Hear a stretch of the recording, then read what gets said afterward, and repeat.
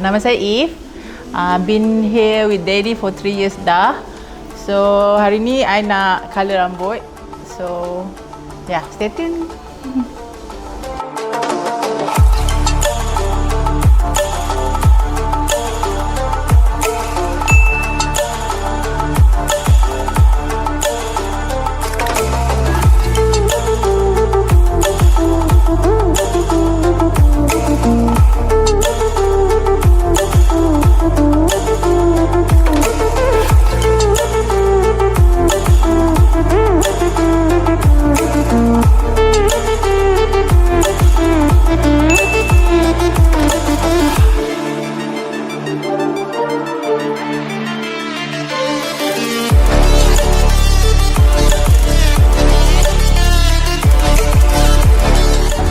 Ni result dia. Tadi rambut I tampuk-tampuk, sekarang dah okey.